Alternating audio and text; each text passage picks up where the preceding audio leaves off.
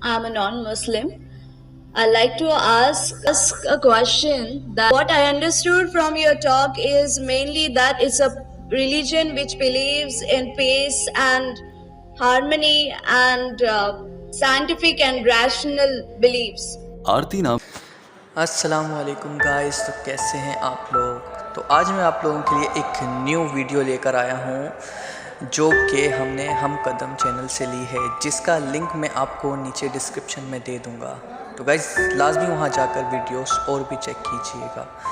تو جیسے کہ آپ نے ٹائٹل میں دیکھا ہوگا کہ ایک ہندو لڑکی نے ڈاکٹر ذاکر نائک سے کچھ ایسے سوالات کیے جن پر وہ بہت غصے میں آ گئے۔ تو چلیے پھر سنتے ہیں وہ کون سے ایسے سوالات ہیں جن کے سن کر وہ بہت غصے میں آ گئے اور ان کے پھر اطمینان سے انہوں نے آنسر دیا۔ تو چلیے ویڈیو شروع کرتے ہیں۔ بسم اللہ الرحمن الرحیم۔ السلام علیکم دوستو۔ ایک غیر مسلم لڑکی جس نے اپنا نام آرتی بتایا تھا، ڈاکٹر ذاکر نائک کو لگ بھگ چیلنج کرنے پہنچی تھی۔ ڈاکٹر ذاکر نائک ہی کیا، یہ لڑکی تو دین اسلام کو ہی اللاجیکل یعنی کہ دماغ کو سمجھ نہ آنے والا مذہب ثابت کرنے کی کوشش کر رہی تھی۔ اس لڑکی کا سوال دیکھیے، اس کے بعد ٹیم ہم قدم ڈاکٹر ذاکر نائک اور آرتی نامی اس غیر مسلم لڑکی کی گفتگو کا اردو ترجمہ آپ کے لیے پیش کرنے جا رہی ہے۔ Myself, Aarti. I'm a non-Muslim. I'd like to ask a question that what I understood from your talk is mainly that it's a religion which believes in peace and harmony and scientific and rational beliefs. آرتی نامی اس غیر مسلم لڑکی نے اپنے سوال میں کہا تھا کہ میں نے آپ کا پورا بیان سنا ہے اور آپ کے بیان سے مجھے یہ سمجھ آئی ہے کہ آپ یہ کہتے ہیں کہ دین اسلام وہ مذہب ہے جو کہ امن چاہتا ہے، دنیا میں خوشیاں اور سکون اور امن بانٹتا ہے، اور یہ سائنس اور لاجک یعنی کہ سائنسی معلومات اور عقلی دلائل کو بھی سمجھ میں آتا ہے، اور یہ ایک لاجیکل مذہب ہے، یعنی کہ سادہ الفاظ میں یہ کہ اسلام کوئی نان سینس نہیں۔ ڈاکٹر ذاکر نائک یہ سمجھتے ہیں کہ یہ زندگی گزارنے کا ڈھنگ ہے۔ لیکن اگر اتنا ہی اسلام لاجیکل ہے تو لوگ یا مسلمان کیسے یقین کر لیتے ہیں کہ اللہ موجود ہے جبکہ ان کو کبھی نظر بھی نہیں آیا؟ اگر لاجک اور عقل کی بات کی جائے تو عقل تو اسی کو مانتی ہے جس کو دیکھ لے، اور تو اور آپ مسلمانوں نے کبھی نہ جنت دیکھی ہے نہ جہنم دیکھی ہے، لیکن آپ کو اس پر بھی پورا یقین ہوتا ہے، لیکن عقل تو نہیں مانتی جب تک کوئی چیز دیکھ نہ لے۔ تو یہ لاجیکل کیسے ہو گیا؟ آپ کہتے ہیں کہ اسلام لاجیکل اور ریشنل ہے۔ یاد رکھیے دوستو، لفظ ریشنل کے مطلب انگریزی زبان کا ترجمہ کرتے ہوئے معلوم ہوتا ہے کوئی بھی وہ بات یا عمل جو عقل کو سمجھ میں آتا ہو، اسے ریشنل کہا جاتا ہے۔ Harmony and scientific and rational beliefs. If it is so, then how does it believe in the whole idea of God? And how does it believe the whole idea of heaven or the hell, if it's so rational? And it's a scientific religion, it's a rational religion. You're asking that if Islam is a rational religion, then how come it believes in God, it believes in heaven and hell? Doctor Zakir Naik اس اہم اور حساس معاملے پر جواب دینے کے لیے آئے اور سوال کو مختصراً دہراتے ہوئے کہا کہ ہماری یہ بہن یہ پوچھ رہی ہیں کہ اسلام اگر اتنا لاجیکل ہے، سائنٹیفک ہے، یعنی کہ سائنس سے ثابت ہو سکتا ہے دین اسلام، اور عقل کو بھی سمجھ میں آتا ہے، تو آپ لوگوں نے جنت، جہنم اور خدا کو دیکھے بنا ان سب کو کیسے مان لیا ہے؟ اب اگر دیکھا جائے تو کسی بھی عام آدمی کے لیے یا عام مسلمان کے لیے اس سوال کا جواب دینا بہت مشکل ہوگا۔ اس کے لیے ڈاکٹر ذاکر نائک جیسا علم درکار ہے۔ ڈاکٹر ذاکر نائک نے کہا کہ جہاں تک آپ کا سوال ہے تو یاد رکھیے، میں یہ ثابت کر سکتا ہوں کہ دنیا کا وہ واحد طریقہ آج کے دور میں اگر کسی کو سمجھانا ہو کہ اسلام ہی دین حق ہے، جنت، جہنم اور اللہ حقیقت میں موجود ہیں، تو یہ سائنس کی مدد سے ہی ثابت ہو سکتا ہے۔ آپ کو شک ہے کہ اسلام سائنٹیفک نہیں ہے اور سائنس سے مطابقت نہیں رکھتا، جبکہ میں یہ کہہ رہا ہوں کہ اسلام تو ثابت ہو جاتا ہے اگر سائنس کو سمجھ لیا جائے۔ ڈاکٹر ذاکر نائک نے کہا کہ اگر آج کے دور میں بھی مجھے کسی غیر مسلم یا ملحد پر یہ ثابت کرنا ہوتا ہے کہ دین اسلام ہی دین حق ہے، تو اس کے میرے پاس دو راستے ہوتے ہیں۔ پہلا راستہ یہ کہ میں اسے سائنس کے ذریعے سمجھا دوں، کیونکہ وہ قرآن پاک کو تو مانتا نہیں ہے، اور دوسرا راستہ یہ ہو سکتا ہے کہ اسے قرآن پاک کی مدد سے سمجھایا جائے۔ ڈاکٹر ذاکر نائک نے اس موقع پر یہ بھی واضح کیا کہ آج کے دور کے انسان کو سمجھانے کے لیے سائنس اور ٹیکنالوجی سے ثابت کرنا پڑتا ہے۔ اگر ماضی میں چلے جائیں تو ماضی قریب میں دیکھا جاتا ہے کہ ایک دور تھا جب عربک لٹریچر کے ذریعے لوگ ثابت کرتے تھے کہ قرآن پاک جس لینگویج میں لکھ دیا گیا ہے ایسی زبان تو کوئی بڑا شاعر یا عربی زبان کا بہت بڑا مصنف بھی نہیں لکھ سکتا۔ اس دور میں عربی لٹریچر سے ثابت ہوتا تھا، اور اس سے بھی پہلے کے دور میں چلے جائیں تو اس سے پہلے کا دور معجزات پر یقین کرنے کا تھا، اور اس موقع پر صحابہ کرام اور انبیاء کرام کو اللہ تعالیٰ نے یہ طاقت دی تھی کہ وہ مختلف معجزات کے ذریعے دین حق اور اسلام کا سچ کی گواہی دیا کرتے تھے۔ لیکن چونکہ آج کا دور سائنس کا دور ہے تو میں سائنس سے ثابت کرتا ہوں۔ Sister, the only way you can believe in God is through science. Today, if I have to prove to an atheist, the only way I can prove is through the Quran with the help of science. The best tool I've got today. Previously, it was miracles. Then came the age of literature and poetry. Every age, Quran is a miracle of miracles.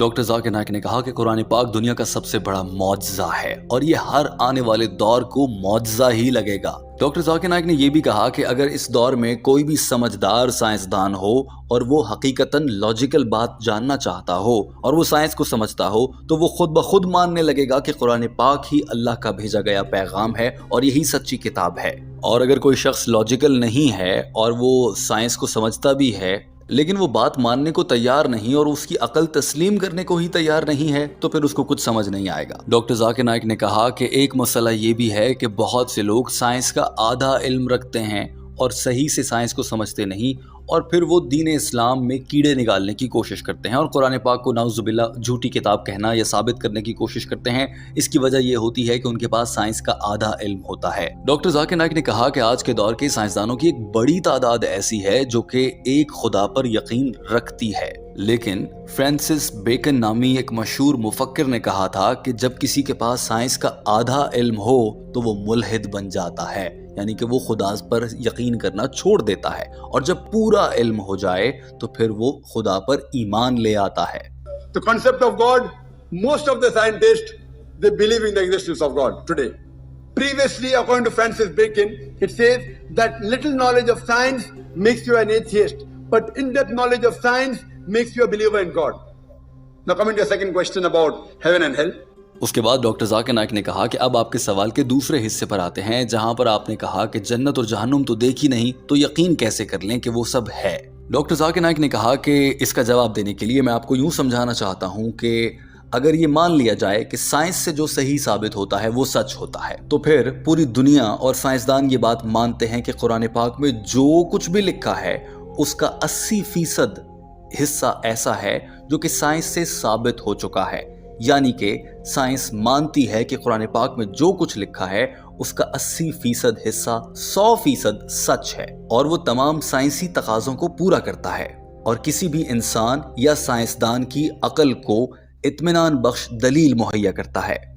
اب آپ سوچ رہے ہوں گے کہ صرف قرآن پاک کا 80% حصہ درست ہے تو جو باقی 20% حصہ ہے اس کے بارے میں کیا کہا جا سکتا ہے؟ ڈاکٹر ذاکر نائک نے بتایا کہ اگر 80% حصہ قرآن پاک کا سائنس سے مطابقت رکھتا ہے اور درست مانا جاتا ہے تو جو باقی کا 20% ہے اس میں سے 1 یا 0.1% کو بھی سائنس غلط ثابت نہیں کر سکی۔ ہاں، سائنس اس کو صحیح بھی ثابت نہیں کر سکی، البتہ غلط بھی ثابت نہیں کر سکی۔ اگر یہ کہا جائے کہ قرآن پاک کا 80% حصہ درست ہے تو غالب امکان ہے کہ باقی کا 20% بھی درست ہی ہوگا، اور بہت سے سائنسدان یہ بات مانتے ہیں۔ تو ہم یہ سمجھ سکتے ہیں کہ قرآن پاک کا وہ 20% حصہ جو ابھی سائنسدانوں کو سمجھ نہیں آیا ہے، مثال کے طور پر فرشتے، جنات، جہنم، جنت، ان سب کا تذکرہ اسی 20% حصے میں کیا گیا ہے جو سائنس کو ابھی سمجھ نہیں آیا۔ جب سائنس مزید ترقی کرے گی آنے والے 50-100 سالوں کے بعد تو پھر سائنسدانوں کو یہ بھی سمجھ آنے لگے گا اور وہ جنت اور جہنم کو بھی سائنسی دلائل کے ساتھ ثابت کر لیں گے۔ دوستو، اس کو سمجھنے کے لیے ایک مثال یوں دی جا سکتی ہے کہ واقعہ شب معراج کے بارے میں متعدد بار بتایا گیا ہے کہ نبی پاک صلی اللہ علیہ وآلہ وسلم نے انتہائی کم وقت میں اتنا طویل سفر آسمانوں کو چیرتے ہوئے آگے تک کیا اور اللہ سے ملاقات کی۔ ایک عام انسان یا کوئی ملحد سوال کرتا نظر آتا ہے کہ یہ کیسے ممکن ہے کہ ایک انسان اتنی برق رفتاری سے اور تیزی سے سفر کر لے، اتنی تیز تو کوئی راکٹ بھی نہیں چلتا آج کے جدید دور میں، تو اس دور میں آپ صلی اللہ علیہ وآلہ وسلم نے کیسے کر لیا؟ اس وقت کے ملحد اور غیر مسلم یہ سوال اٹھاتے رہے، مگر آج کے دور کی سائنس یہ بات ثابت کر چکی ہے، اور آئنسٹائن کی E=mc² نامی مشہور ایکویشن کے ذریعے یہ بات ثابت شدہ ہے کہ اگر انسان کو ایک خاص رفتار پر لے جایا جائے تو وہ انرجی بن جاتا ہے اور وہ بہت تیزی سے سفر کر سکتا ہے، یعنی کہ واقعہ شب معراج سائنس سے ثابت ہو رہا ہے۔ جبکہ اگر کسی عام آدمی کو کہا جائے تو وہ اس پر یقین نہ کرے، جیسے آج کے دور کے لوگ جنت اور جہنم کو بنا دیکھے اس پر یقین کرنے کے لیے تیار نہیں ہیں۔ لیکن ایک وقت آئے گا جب سائنس اتنی ترقی کر لے گی کہ وہ ثابت کرے گی اور سائنس کو سمجھ آ جائے گا کہ قرآن پاک میں جو لکھا ہے کہ جنت بھی ہے، جہنم بھی ہے، یہ سب درست ہے اور یہ سب سائنس سے بھی ثابت ہو جائے گا۔ ڈاکٹر ذاکر نائک کے یہ الفاظ آپ خود سن لیجئے، لیکن اس کے بعد یہ عورت ایک اور سوال نکال لائی۔ 80% of what the Quran speaks about science is 100% proved to be correct. The remaining 20%, it goes in the ambiguous slot. Neither right, neither wrong. So my logic says, when 80% is 100% correct, and the remaining 20% is neither right, neither wrong, not even 0.1% of the 20% have been proved to be wrong, my logic says that inshallah, God willing, even the 20% will be right. So heaven and hell, angels, jinn, science has advanced that far. Today science has advanced maybe to understand 80% of the Quranic verses which speak about science. Tomorrow, maybe 50 years later, 100 years later, 200 years later, science will talk about heaven, will talk about hell, will talk about jinn. So my logic says, it's not an illogical belief, it's a logical belief. Doctor Zakir Naik نے کہا کہ میں ایک logical آدمی ہوں، اسی لیے میں یہ یقین رکھتا ہوں کہ قرآن پاک کا جو 20% حصہ رہ گیا ہے سائنس سے ثابت ہونا، وہ بھی جلد ثابت ہو جائے گا، کیونکہ 80% تو ثابت ہو چکا ہے، اور اسی لیے میں جنات، فرشتے، جنت، جہنم، اس سب پر یقین رکھتا ہوں، باوجود اس کے کہ میں اپنی عقل کا پورا استعمال کر کے لاجیکلی یا ریشنلی بھی سوچتا ہوں۔ When 80% 100% correct, I being a scientific person, I being a rational person, I say that inshallah, God willing, even that 20% will be correct. That's the reason I believe in hell, I believe in heaven, and I also believe in the angels and the jinn. Hope that answers the question. I still have some clarification. I need some clarification. Anything connected with the same question? Yes, yeah. Actually, you said that science also follows or believes in God, or also Islam do that. Then what is the exact explanation that it has given? For God or for heaven or hell? Doctor Zakir Naik جب اپنی بات مکمل کر چکے اور لگ بھگ اس خاتون کو سب کچھ بتا چکے تو یہ اچانک سے کہنے لگی کہ مجھے مزید سوال کرنا ہے، اور کہا کہ آپ یہ کہتے ہیں کہ سائنس مانتی ہے کہ اس دنیا کے نظام کو چلانے والی کوئی ایک ذات ہے اور وہ اللہ ہے۔ اگر واقعی سائنس یہ سب مانتی ہے تو سائنس اس کی وجہ کیا بیان کرتی ہے؟ سائنس کیا بتاتی ہے کہ اللہ کیوں ہے؟ ڈاکٹر ذاکر نائک نے یہ سوال سنا اور وہ کچھ حد تک کچھ برہم نظر آئے، اور مائکروفون پر آتے ہی کہا کہ میری بہن، آپ نے میری ساری بات غور سے سنی ہے؟ جواب میں اس لڑکی نے کہا جی ہاں میں نے سنی ہے۔ پھر ڈاکٹر ذاکر نائک نے کہا کہ آپ نے میرا وہ بیان دیکھا ہے جس میں نے یہ ثابت کیا ہے کہ قرآن پاک وہ مذہبی کتاب ہے جو حقیقتاً اس دنیا کے خالق اللہ نے نازل فرمائی ہے؟ تو یہ لڑکی کہنے لگی کہ نہیں، میں نے وہ بیان نہیں سنا۔ تو ڈاکٹر ذاکر نائک نے کہا کہ 2 گھنٹوں کا میرا ایک بیان ہے، اور اس بیان کو میں نے خلاصہ پیش کرتے ہوئے 15 منٹ میں آج بھی سب کے سامنے بیان کیا ہے۔ آپ سے التماس ہے کہ آپ وہ بیان ضرور دیکھ لیجئے۔ اور اس کے بعد ڈاکٹر ذاکر نائک نے کچھ حد تک غصہ کرتے ہوئے اس خاتون سے کہا کہ آپ کو یہ یقین نہیں آ رہا کہ خدا موجود ہے، تو پھر مجھے یہ بتائیں، اگر خدا موجود نہیں ہے، اللہ نعوذ باللہ نہیں ہے، تو پھر یہ قرآن پاک کس نے لکھا؟ وہ قرآن پاک جو کہ یہ بتاتا ہے کہ یہ دنیا گول ہے۔ سائنسدانوں کو تو یہ سب آج معلوم ہو رہا ہے، قرآن پاک نے 1400 سال پہلے کیسے بتا دیا؟ یقیناً وہی ذات بتا سکتی ہے جس نے یہ دنیا بنائی ہے، اسی کو اس دنیا کے بارے میں سب کچھ معلوم ہوگا، اور اسی نے ہی اس قرآن مجید کے نزول کے ذریعے دنیا کے سبھی انسانوں کو بتایا ہے کہ کس طرح سے زندگی گزارنا ہے۔ جو ہی ڈاکٹر ذاکر نائک نے یہ کہا کہ مجھے یہ بتائیں کہ اگر اللہ موجود نہیں ہے تو پھر یہ قرآن پاک کس نے لکھا، تو یہ خاتون فوراً سے کہنے لگی یہی تو میں پوچھ رہی ہوں۔ ڈاکٹر ذاکر نائک نے فوراً سے جواب دیا، ظاہر ہے جس نے یہ دنیا بنائی ہے اسی نے اس دنیا کو استعمال کرنے والی مینول یعنی کہ قرآن مجید کتاب نازل فرمائی۔ اللہ نے نازل فرمایا قرآن پاک۔ دنیا کا کوئی انسان بھلا یہ کتاب کیسے لکھ سکتا ہے؟ اب یہ لڑکی پھر کہنے لگی کہ اگر یہ قرآن پاک خدا نے ہی لکھا ہے تو کیسے ثابت ہوگا؟ تو ڈاکٹر ذاکر نائک نے کہا کہ وہ میرا 2 گھنٹے کا ایک بیان ہے، وہ پھر آپ سن لیجئے، وہاں پر میں نے ثابت کر دیا ہے۔ میں نے اپنے 2 گھنٹے کے اس بیان میں سب کچھ باقاعدہ ثابت کیا ہے۔ ڈاکٹر ذاکر نائک کا یہ غصے بھرا اور دلائل پر مبنی انداز آپ بھی دیکھ لیجئے۔ For heaven or hell? Sister, did you hear my full talk? Yeah. Did you hear my talk which I gave earlier last week? Is the Quran God's word? No, sir. Fine. This is my first. So in this talk, I spent 15 minutes trying to repeat in a nutshell what I've spoken to us. If God did not exist, who wrote this Quran? Who wrote this Quran 1400 years ago? Talking about... My question is also, then who wrote this Quran? Who wrote it? The Creator wrote it. God wrote it. No human being can write. Sorry? What is the explanation for that? The explanation is my talk of 2 hours, sister. You can take the video cassette. Inshallah, it will give more details about the explanation of God as well as the existence of God, and Quran is the word of God. Hope that answers the question. Sister, you can collect the book also, Quran. اور یوں doctor Zakir Naik کا یہ جواب مکمل ہوا۔ دوستو، team ہم قدم اس ویڈیو کے آخر میں آپ سے کہنا چاہتی ہے کہ آپ کو اس عورت کی یہ بحث کیسی لگی؟ کیا یہ واقعی کچھ مدلل بات کرنا چاہ رہی تھی، یا محض ڈاکٹر ذاکر نائک کا امتحان لینے، یا پھر ڈاکٹر ذاکر نائک کو اپنی طرف سے چیلنج کر؟